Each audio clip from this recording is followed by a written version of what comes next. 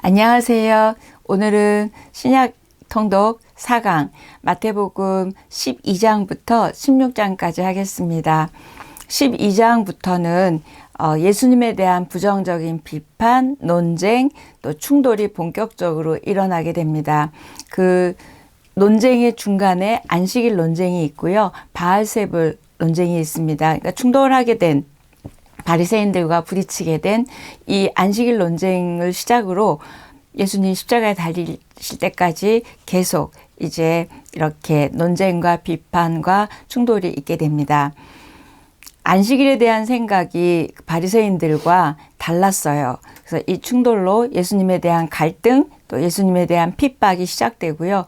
십자가 지실 때까지 이어진다 생각하시면 됩니다.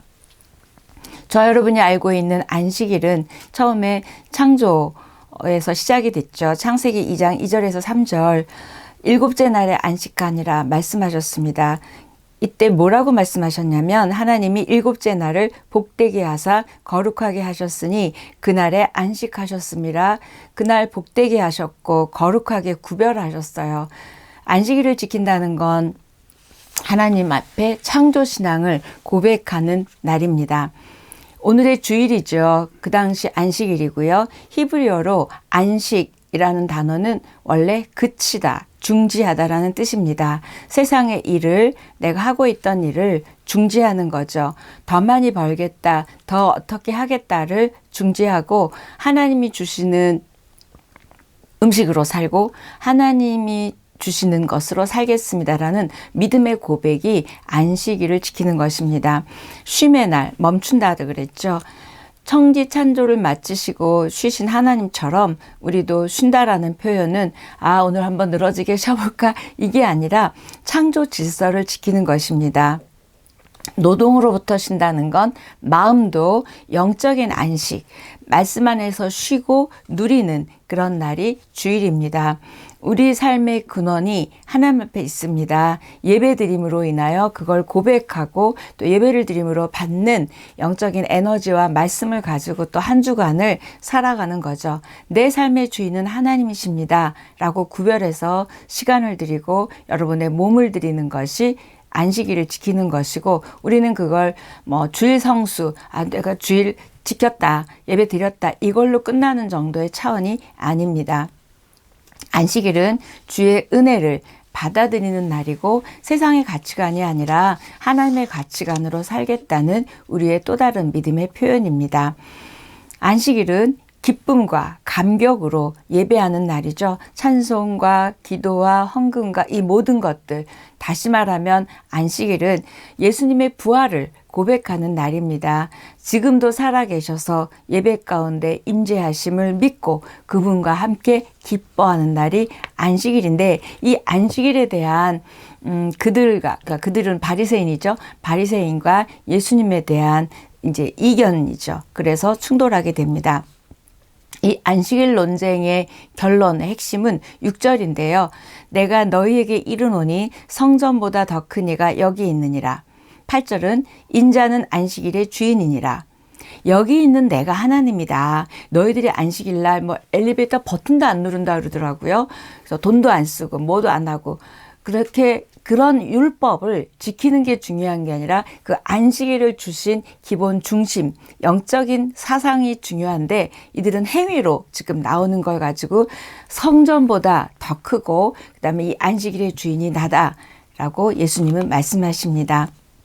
마가복음 2장 27절에도 이 안식일에 대한 걸 하나 더 붙이는 게 있어요. 이렇게 말씀하세요. 안식일이 사람을 위하여 있는 것이요 사람이 안식일을 위하여 있는 것이 아니다. 이 말씀은 뭐예요? 너희들이 지키는 그런 세세한 율법이 중요한 게 아니라 사람 중심, 생명 중심이 안식일의 정신이다. 안식일에 병 고친 거 가지고 막 뭐라 그러잖아요. 그러니까 그걸 아무것도 안 해야 되는데 왜 사람을 살렸냐. 말도 안 되는 거다. 안식일은 사람 중심, 생명 중심이다. 이야기합니다. 22절부터 37절에 보면 바알세불 논쟁인데요. 예수님이 막 사람도 고치고 기적을 일으키니까 바리새인들이 귀신이 들어가서 저렇게 하는 거다. 예수님의 능력을, 기적을 귀신으로 몰아붙이는 바알세불 이 이야기입니다. 그래서 바알세불 귀신을 힘입어서 지금 쫓아낸다 얘기하고 있고, 성령을 힘입어 귀신을 쫓아내고 병을 고치시는 그 예수님의 사역, 하나님 나라가 임하는 그 임했음을 선포하는 그 사역들을 이렇게 귀신의 힘을 빌려서 한다라고 하면서 이제 논쟁이 벌어지지요. 12장 38절에서 쭉 이어져 보면 빈집이라는 단어가 나오는데, 그때에, 이 38절에 그때에 밑줄 한번 그어주세요. 이때 그때란 뭐냐면 바로 그 앞에서 있었던 바알세불 논쟁이 있었던 그때에 예수님이 그 빈집 이야기를 하는 거예요. 너희들은 내가 한 기적이나 내가 한 사역을 바알세불의 장난이라고 비판하고 있는 그 바리새인들을 향해서 참 무서운 말씀을 하세요. 이렇게 말씀하시면 어떨까? 자, 31절, 32절입니다. 신구약 성경에도 이보다 무서운 말씀은 제가 볼 때는 없는 것 같습니다. 뭐라고 말씀하셔서 그러냐면, 바리새인들의 지금 이 죄는 영원히 용서받지 못할 죄래요. 예수님이 하나님의 아들 메시아로 오셨잖아요. 그런데 메시아로 오신 걸 인정하지 않았고, 그분의 능력과 기적을 바알세불 귀신을 빌려서, 힘을 빌려서 한 것이라고 하는 바리새인들에게 그렇게 얘기합니다. 용서받지 못한다고. 영원히 용서받지 못할 죄가 우리는 없다고 생각하잖아요. 우리 예수님이 십자가에 죽으심으로 우리는 다 용서받을 수 있습니다. 그래서 제가 왜 무서운 말이냐 그랬냐면, 모든 죄를 다 용서하시지만 이렇게 성령의 역사를 거역하고 이 성령의 일들을 귀신의 일로, 또 사단에 하수된 그런 말들을 하는 사람들에게 용서하지 않겠다 말씀하십니다. 저와 여러분의 기도 가운데도 우리가 성령에 거스르지 않고 성령을 따라갈 수 있는 걸 기도해야 될 필요가 있고요. 또 성령이 하시는 일들 앞에 우리의 내 생각이나 어떤 그 완악한 마음으로 우리가 그걸 방해하지 않아야 될 것을 제가 오늘 이 말씀을 준비하면서 느꼈습니다. 우리도 모르게 성령의 일들을 바리새인들처럼 그렇게 뭐 귀신의 힘이다 이렇게는 얘기하지 않겠지만 우리가 조금 무시하고 제쳐두지 않을까, 그런 염려가 살짝 들었었어요. 자, 그리고 나서 뭐라고 말씀하시냐면, 나는 요나의 표적밖에 보일 것이 없다 이렇게 말씀하세요. 너희들이 나를 죽이겠지만 나는 요나처럼 다시 살아날 것이며 내가 다시 부활할 것이다. 요나가 3일 만에 살아난 것을 말하죠. 예수님이 복음서에서 자신이 죽고 자신이 부활할 것을 처음으로 말한 것이 바로 이 요나의 표적입니다. 최고의 표적은 십자가, 최고의 표적은 부활이다 라고 말씀하고 있습니다. 39절, 악하고 음란한 세대라고 이야기하죠. 그 요나의 표적 말씀하실 때, 이때 악하고 음란한 세대, 이 음란한은 성적인 문란을 말하는 게 아니라 하나님을 믿고 하나님을 섬겨야 될 사람들이 우상을 따르고 귀신을 따르는 것을 지금 음란이라고 이야기하고 있습니다. 하나님보다 세상을 더 사랑하는 것, 물질을 더 사랑하는 것, 이거 전부 음란한 것입니다. 왜냐하면 예수님이 신랑이고 교회가 신부로, 우리는 교회, 이렇게 성경은 표현하죠. 신랑 대신 예수님, 신부, 교회, 이것들을 제쳐놓고 우리가 교회와 예수님을 제치고 더 사랑하는 게 있다면 그건 음란이라고 말하고 있습니다. 38절 45절 이 말씀을 쭉 하신 다음에 빈집 비유로 끝을 내시는데요. 누가에서는 바알세불 그 논쟁에 이어서 빈집 이야기를 합니다. 이렇게 될 것이다. 이때 이렇게 될 것이다는 이제 미래형이죠. 성령을 모독하고 예수님을 거역한 사람들은 미래가 어떻게 될 것인지 보여주는 말씀입니다. 저와 여러분의 마음이 빈집이 되면 귀신이 들어온다는 거예요. 바알세불 그 논쟁에서. 예수님이 주인으로 계시고 말씀이 내 안에 있고 이럴 때는 그렇지 않지만 내 마음에 예수님 계시지 않고 말씀 없으면 귀신이 들어와서 진칠 수 있다라는 표현이 지금 빈집 표현을 하고 있습니다. 로버트 멍어가 쓴 책, 그 내 마음 그리스도의 집이라는 책 다 아시잖아요. 한번 안 읽으신 분들은 자꾸 얇으니까 한번 읽어보십시오. 그 책도 그렇습니다. 이 마음에, 내 마음에 예수님이 기뻐하는 것들로 채워지면 그분이 좋아하시는 것도 채워지면 내 마음이 그리스도의 집으로 된다는 거예요. 감사, 기쁨 이런 것들로 채워지면 내 마음이 그리스도의 집이 된다는 그런 내용입니다. 저와 여러분의 마음에 말씀과 사랑과 감사와 기쁨이 채워져서 그리스도의 집으로 되어진다면 빈집이 아니겠죠. 그런 은혜가 있었으면 좋겠습니다. 13장입니다. 13장은 천국 비유장이라고 하죠. 여러분 너무 잘 아시는 말씀. 이것도 할까 말까 망설이다 합니다. 여러분 너무 잘 알아서 너무 그냥 대충 읽으시면 안 되는 아주 중요한 장이 13장입니다. 비유로 천국을 말씀하시는데 이때 이 비유라는 단어가 헬라어로 번역하면 나란히 놓는다, 곁에 이렇게 놓다는 뜻이에요. 마태복음에는 이 비유라는 단어가 17번이 나오고 그 다음에 13장에만 11번이 나오니까 거의 13장은 천국 비유장이라는 별명이 있을 정도고 신약 전체에 비유는 한 50번 정도 나오게 됩니다.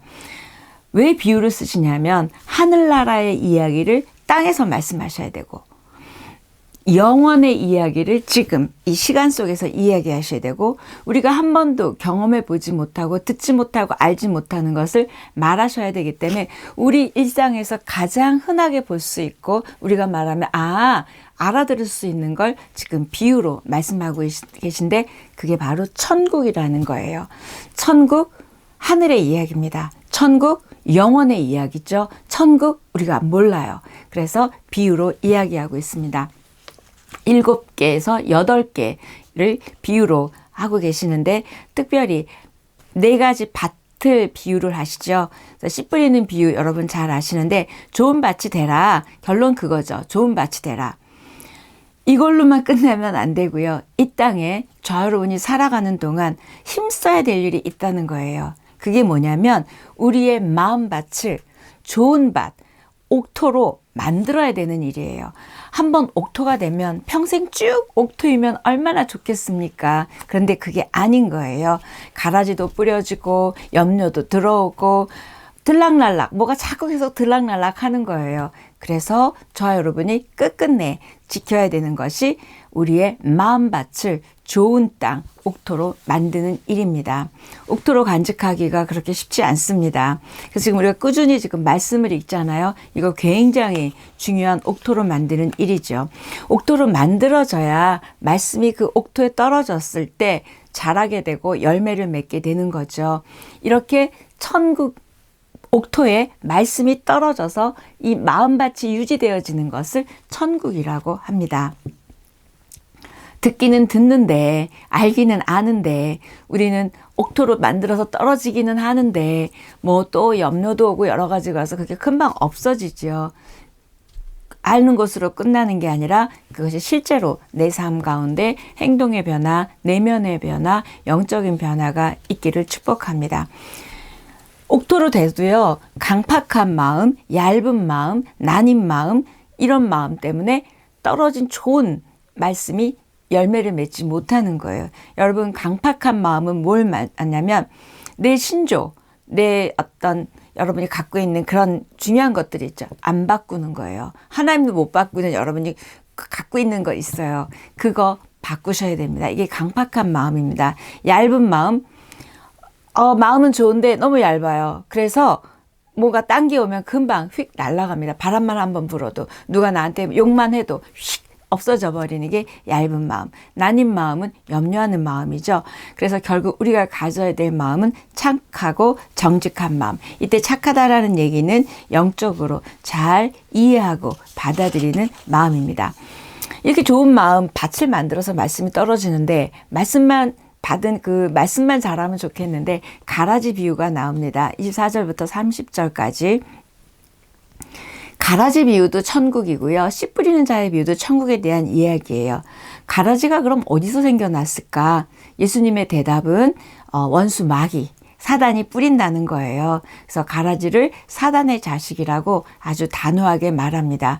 우리에게 좋은 밭을 만들어놔도 사단이 자꾸 뿌리는 거예요. 말씀이 뿌리내지 못하도록, 말씀이 응답되지 못하도록, 말씀을 못 믿게 사단이 계속 가라지를 뿌리죠.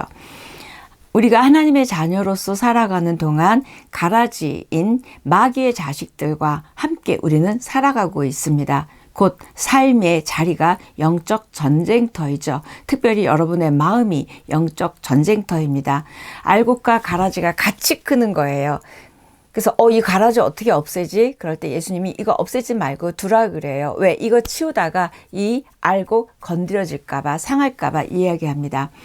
그래서 우리가 이 알곡인 우리가 이 가라지에게 덮이지 않아야 되는 거죠. 그런 비유들이 있습니다. 비유의 핵심은 결국 뭐냐면 가라지를 어떻게 치워버릴까가 아니라 알곡을 하나도 잃고 싶지 않은 우리 하나님의 마음입니다. 저와 여러분의 삶 가운데 사단이 뿌린 가라지가 영적 전쟁터가 우리 삶 가운데 있는 건 좀 불편한 일이긴 하고 쉽지 않은 일이지만 내가 영적으로 깨어있고 도리어 나를 영적으로 긴장하는 삶을 살게 한다는 거예요. 그게 없으면 내가 잘 갈 것 같습니까? 아닙니다. 우리가 그런 것들이 있을 때 우리가 더 기도하게 되고 더 말씀 안에 있게 되고 깨어있게 하는 거죠. 그 다음에 겨자씨와 누룩의 비유입니다. 부풀어지는 천국. 한 사람이 예수 믿었는데 막 또 많이 부응하죠. 또 여러 가지로 겨자씨, 작은 씨가 이렇게 부풀어지는 것이 천국 비유를 이야기하고 있고 진주라든지 여러 가지 결국 천국의 가치 모든 걸 다 주고도 내가 바꿀 수 있어야 되는 것이 천국 밭에 감추인 보화 진주 장사 이런 모든 것들을 비유를 천국을 말하고 있습니다. 14장입니다. 1절에 보면 분봉왕 헤롯이 예수의 소문을 듣고 이는 세례 요한이라고 생각해서 이 분봉왕 헤롯이 죽입니다. 우리 예수님 태어났을 때 그 헤롯이요. 이때 분봉왕은 뭐냐면 당시 로마의 식민지에 있을 때 로마가 이 식민지를 삼고 있는 나라들의 민심을 얻기 위해서 그 식민지 사람 중에 한 명 왕을 세웠어요. 그 민족을. 그러니까 예를 들어서 일본이 우리나라를 그랬을 때 우리나라 사람으로 뭐 세워놓는 것처럼 그래서 로마에 가깝게 붙어있는 사람이겠죠. 알랑알랑하는 이 친로마 사람으로 로마 황제에게 충성하는 사람을 왕으로 세웠습니다. 이걸 분봉왕이라 그래요. 근데 헤롯이 분봉왕이었으니까 유대인이 아니었거든요. 근데 이 헤롯이 사람들의 마음이 자꾸 예수에게 가니까 이게 그때 그 요한이다 생각하고 죽입니다. 그래서 자기 생일날 요한이 목을 치게 되죠. 마태복음 14장은 슬픈 장이에요. 요한이 죽습니다. 이 헤롯이 여기는 나오지 않지만 에서의 후손이에요. 그래서 에돔 땅에서 자랐기 때문에 이쪽 유대인들하고는 그러니까 마음을 못 얻으니까 그래서 굉장히 난폭하게 하고 아주 나쁜 짓을 이루 말할 수 없이 많이 했어요. 시간상 다 얘기하지 않지만 결국 요한을 14장에서 죽이게 됩니다. 14장 여러분이 너무 잘 아는 오병이어의 기적입니다. 마태복음, 마가, 누가, 요한, 사복음서에 다 들어있는 기적이 딱 한 가지인데 바로 이 오병이어의 기적입니다. 14장, 6장, 9장, 6장 이렇게 14, 6, 9, 6 이렇게 복음서 각각의 장에 오병이어가 들어있습니다. 오병이어는 여러분 흔히 설교들을 들으실 때 작은 거 드렸더니 하나님이 먹을 거 엄청 주셔서 다 먹였다. 이 정도의 메시지로 이 사복음서에 다 넣었을까요? 저는 그렇게 생각하지 않습니다. 물론 나 혼자 먹었을 양의 도시락 물고기 2마리 보리떡 5개가 드려진 게 중요하기도 합니다. 그러나 이 당시 유대인들은 어떤 생각을 하고 있었냐면 메시아가 오면 그 광야에서 만나를 내려줬던 것처럼 그 메시아가 오면 전부 우리를 먹일 것이다. 이 만나 연상을 하고 있었대요. 그래서 메시아가 오면 다 먹일 거라는 거예요. 그들의 정서와 그들이 뭘 믿고 있는 거를 알고 있습니다. 복음서 기자들은 그러니까 마태는 더 그랬겠죠. 유대인이니까. 그래서 이 오병이어 사건이 사복음서에 다 있습니다. 너희들이 생각하는 만나를 줄 것 같은 그분이 이분이다. 이분이 지금 이렇게 먹일 수 있지 않냐. 엄청 5,000명을 먹이고도 남게 하는 걸 보면서 내가 그 메시아다. 이 땅 가운데 온 왕이다. 라는 걸 마태가 기록하고 있습니다. 14장 14절에 보면 불쌍히 여긴 다고 얘기가 나와요. 이 불쌍히 여기는 그 마음, 절망의 자리, 이 오병이어가 빈들에서 일어나거든요. 기적이. 저와 여러분의 이 빈들 같은 광야, 이 불쌍히 여김을 받는 지금의 자리가 바로 하나님의 기적이 일어나는 곳이죠. 이때 빌립에게 시키는데 빌립이 굉장히 머리가 좋았던, 계산이 빨랐던 사람 같아요. 딱 사람 보니까 많았던 거예요. 그러니까 예수님을 보기보다 사람 보니까 안 되겠는 거예요. 그래서 안 되겠습니다. 이거 다 어떻게 먹여요? 이렇게 얘기를 하는 거예요. 그때 예수님 앞에 만약에 말씀만 하십시오. 아무것도 없지만 말씀만 해주시면 먹을 게 생기면 먹이겠습니다. 이랬으면 좋겠는데 빌립은 군중과 없음만 보았죠. 저희도 어떤 일이 있을 때 어려우고 안 되는 부분만 먼저 생각하는 게 우리가 반사적으로 그게 빠르거든요. 그 모습을 빌립을 통해서 우리를 보게 됩니다.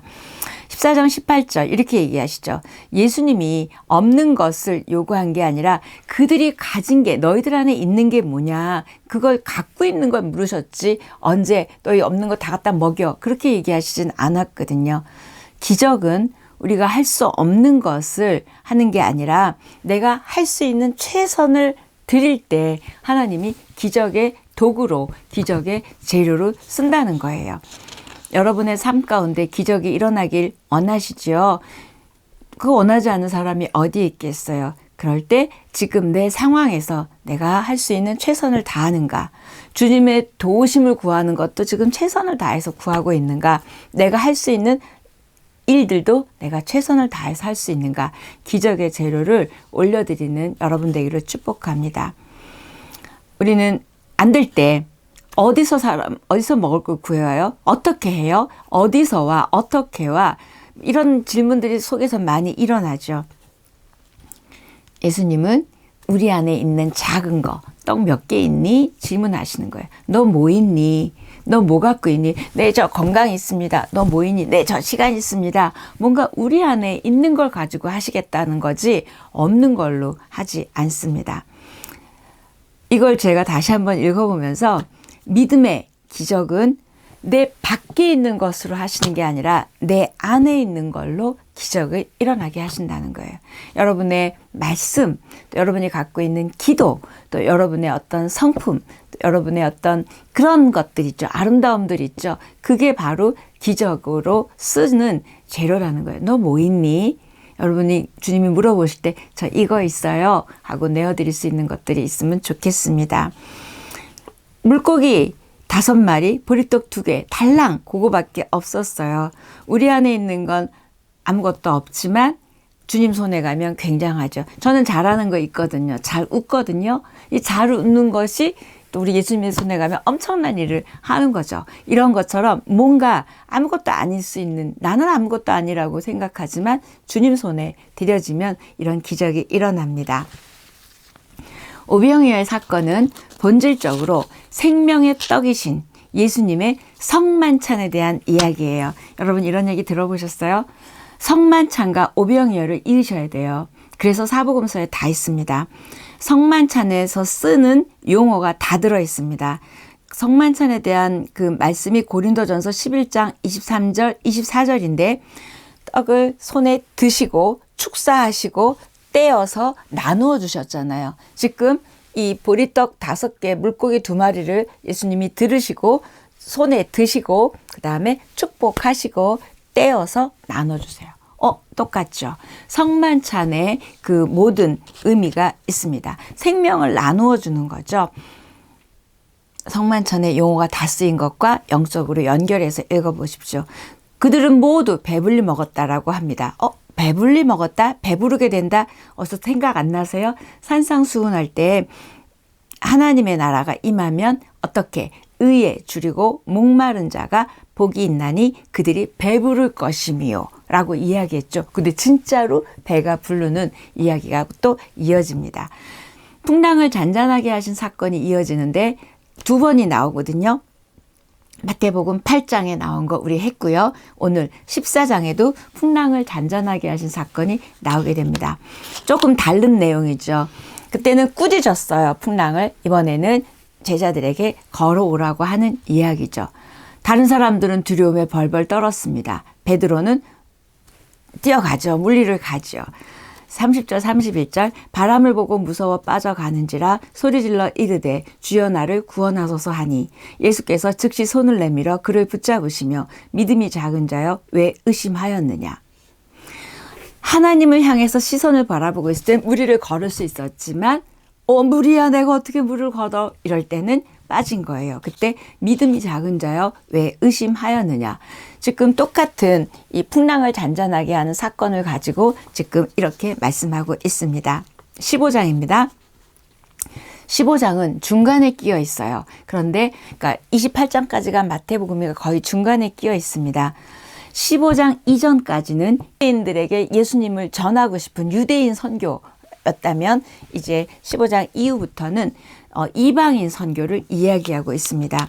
예수님께서 세상에 계시는 동안 유대 땅을 떠난 적이 한 번 있어요. 그게 어디냐면 두로와 시돈 지방을 가는데 그게 오늘 15장 21절에서 28절 가나안 영역에 가게 됩니다. 근데 이 가나안 땅에 가서 그 가나안 여자를 만나게 되죠. 근데 이 여자가 소리 지르면서 다윗의 자손이요. 그러면서 자기를 고쳐달라고 합니다. 마태복음에선 이 메시아를 나타내는 게 다윗의 자손 이퀄 메시아입니다. 이때 메시아 다윗의 자손 뭐죠? 예수님은 나의 구세주입니다. 이 가나안 여인이 지금 그 얘기를 하는 거예요. 구원자이십니다. 이 얘기를 하고 있어요. 그러면 예수님이 얘가 나를 어떻게 알아? 이러셔야 되는데 예수님이 냉담하시고 모욕적인 말까지 하십니다. 침묵만 하신 게 아니라 24절 이렇게 얘기합니다. 나는 이스라엘 집에 잃어버린 양 외에는 다른 데로 보내심을 받지 아니하였노라.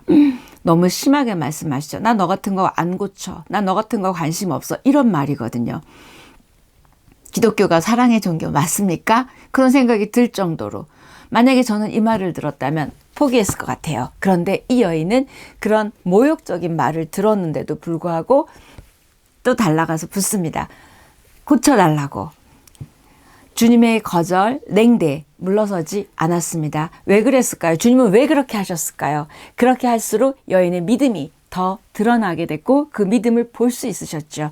그래서 진정한 믿음을 드러나게 하신 다음에 그 믿음에 얘기하시죠. 내 믿음대로 네가 나을 것이다. 얘기해 주십니다. 저 여러분이 지금 어떤 하나님의 침묵에 냉담에 맞부딪혀 있는 것 같습니까? 이때 더 하나님 앞에 나아가고 더 기도하는 우리였으면 좋겠습니다. 이때는 무슨 때냐면 믿음의 그릇을 준비하는 때인 거예요. 그 진짜 믿음을 보여드릴 때가 바로 예수님이 냉담하고 더 우리에게 모욕을 주시진 않지만 지금 이 여인에겐 모욕을 줬을 때 이 믿음의 그릇을 준비되어서 결국 낫게 됩니다.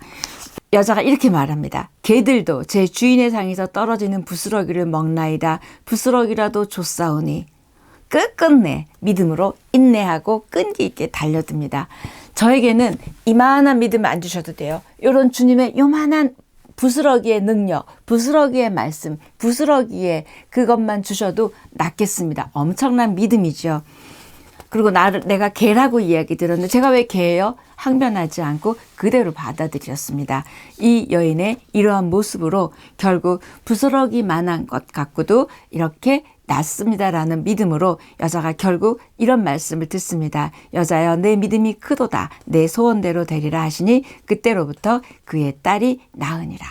용기를 주시던 실망을 주시던 위로를 주시던 응답을 주시던 어떤 상황에서도 예수님 앞에 나아가서 우리도 이렇게 응답받는 믿음의 그릇이 준비되어지는 저와 여러분이 됐으면 좋겠습니다. 16장입니다. 지금 우리는 복음서를 하고 있죠. 복음서에 사복음서 다 마찬가지입니다. 복음서의 두 주제는 예수가 누구신가, 예수가 왜 오셨나 이 두 가지예요. 다시 예수가 누구신가, 예수가 왜 오셨는가예요. 예수가 누구신가? 그리스도여 살아계신 하나님의 아들이죠. 왜 오셨는가? 우리를 죄에서 구원해서 우리 대신 대속물로 죽으시기 위해서 오셨죠. 이걸 딱 가지고 이제부터 읽으셔야 되는 것이 16장입니다. 16장 지금 15절에 예수님이 질문하세요. 너희들은 나를 누구라고 생각하느냐? 자, 앞부분 1장부터 15장까지는 예수님이 누구신가에 대한 이야기였어요. 뒷부분 이제는 왜 오셨는가? 왜 오셨다고요? 죽기 위해서 오셨죠. 그래서 이 죽으셔야 되는 이 분기점이 그 질문에 있습니다. 이 질문에 대한 답을 듣고 예수님이 그때서야 나는 죽게 되고 나는 부활한다 라고 이야기하세요. 이거 왜 무슨 의미냐면 이들이 지금 예수님에 대해서 어떤 인식을 갖고 그 죽음을 받아들일 수 있는 믿음이 있는지를 확인하신 다음에 그때부터 이제 순환 예고라 그러죠. 내가 죽을 거다, 고난을 받을 거다를 얘기하시는 아주 중요한 장이 16장입니다. 마태복음뿐만이 아니라 마가, 누가, 요한 동일하게 질문이 나오고요. 그걸 기점으로 앞에 누구신가, 뒤에 왜 오셨는가로 나뉘어집니다. 그 관점으로 사복음서를 읽으면 명확하게 예수님이 보이세요. 근데 어디서 물어보셨냐면 빌립보 가이사라라는 도시에서 예수님이 물어보세요. 이 빌립보 가이사라 지방은 황제의 도시입니다. 황제의 신전이 있고요. 엄청나게 우상을 믿는 신이에요. 지금 우리로 치면 강남 한복판에서 또는 세상 한복판에서 물어보시는 거예요. 너 저들처럼 살래? 아니면 나를 따라 살래? 물어보는 거예요. 그들에게 그런 우상이 득실을 득실하고 황제의 신전이 있는 앞에서 너희는 나는 누구라고 생각하니? 이야기는 너 황제 따라갈래? 나 믿을래? 이 이야기인 거예요. 너희는 나를 누구라고 하느냐? 질문했더니 베드로가 대답합니다. 주는 그리스도시요 살아계신 하나님의 아들입니다. 주는 그리스도십니다. 예수님은 그리스도이십니다. 살아계신 하나님의 아들입니다. 그리스도는 제가 말씀드렸죠. 히브리어로 메시아잖아요. 헬라어로 그리스도입니다. 결국 구세주라는 뜻이죠. 그래서 로마 제국의 황제가 우리의 구세주, 구원자가 아니라 우리 주님이 구세주입니다. 라고 고백하는 겁니다. 어떤 경우에도 내가 죽게 돼도 황제를 따르지 않고 우리 구세주이신 주님을 따르겠습니다. 세상 가치관을 따르지 않겠습니다. 이런 신앙 고백과 결단과 각오가 들어있는 게 주는 그리스도시요 살아계신 하나님의 아들입니다. 황제의 도시 한가운데서 질문하셨어요. 세상의 한복판에서 우리에게 물으시는 거예요. 믿음으로 살래? 여러분 어떻게 대답하시겠어요? 저와 여러분이 우리 주님이 듣고 싶으신 우리 믿음의 고백과 결단이 있기를 축복합니다. 그 고백을 들으시고 거기 그 고백 위에 교회가 세워질 것이라고 말씀하세요. 세상의 얽매인 자들이 아니라 복음으로 예수 그리스도로 인하여 그 길과 진리와 생명 되신 그분을 따라가겠습니다 라고 고백한 그 위에 교회를 세우겠대요. 교회는 어떤 곳이냐면 이런 믿음의 고백을 한 사람들이 모인 곳이 교회고 장소가 교회가 아니라 모여있는 그 믿음의 사람들이 교회죠. 또 여러분 한 사람 한 사람이 교회입니다. 마태복음은 교회의 복음이라는 별명이 있어요. 왜냐하면 교회라는 단어가 여기 신약에 3번 여기 나옵니다. 지금 16장에 나오고요. 그 다음에 또 나오게 되죠. 16장 18절 19절에도 나오게 됩니다. 내가 내게 이르노니 너는 베드로라. 내가 이 반석 위에 내 교회를 세우리니 음부의 권세가 이기지 못하리라. 내가 천국 열쇠를 내게 주리니 내가 땅에서 무엇이든지 매면 하늘에서도 매일 것이요 내가 땅에서 풀면 하늘에서도 풀리리라. 자, 16장 18절 교회, 그다음에 18장 17절에 또 2번 교회 나와요. 교회의 기초가 어디죠? 예수 그리스도이시고 그 예수 그리스도를 구세주로 믿는 자들의 믿음의 고백 위에 교회가 세워졌음을 이야기합니다. 음부의 권세가 이기지 못한다. 이때 권세라는 단어가 헬라어로 대문이라는 뜻이에요. 지금 찾아보니까 결국 뭐예요? 음부의 견고한 대문이 깨진다는 거예요. 이게 바로 교회입니다. 또 우리 한 사람 한 사람으로 인하여 음부의 대문이 권세가 깨어질 줄 믿습니다. 이렇게 교회는 지옥의 대문을 부수는 거예요. 여러분 대단하신 거죠? 천국 열쇠를 내게 준다? 이건 뭐예요? 매고 푸는, 이게 넣으면 열리잖아요. 매고 푸는 권세를 주셨대요. 매고 푸는 권세가 뭐냐면 우리가 하나님의 권세를, 능력을 위임받았잖아요. 하나님의 자녀로. 그래서 우리가 복음의 능력을 가지고 누구도 복음을 주고 또 누구도 풀어줄 수 있는 그 권세가 우리에게도 있다는 거예요. 믿으십시오. 감격적이지 않아요? 이런 맥어 푸는 권세도 우리 안에 있고 음부의 문을 부서뜨리는 능력도 우리 안에 있는 대단한 우리들입니다. 저와 여러분이 그 권세를 이용해서 사단에게 지지 않고 끌려다니지 않는 저와 여러분 한 분 한 분의 교회가 되기를 축복합니다. 이 고백을 들으시고는 이제 내가 죽을 거야 얘기하는데 그게 21절. 이때로부터 예수 그리스도께서 자기가 예루살렘에 올라가 죽게 될 고난을 받고 죽임을 당하고 제3일에 살아날 것을 제사장에게 알려주게 됩니다. 그 21절 옆에다 순환 예고. 내가 순환을 당할 걸 얘기하는 거예요. 이때로부터 언제? 그 믿음의 고백을 했을 때부터. 저 여러분이 이 믿음의 고백이 너무너무 중요한 거죠. 주는 그리스도시요 살아계신 하나님의 아들입니다. 이렇게 고백하는 자는 따라오려거든 자기를 부인하고 십자가를 지고 따라오라고 말하며 16장은 마무리합니다. 여기까지 하겠습니다.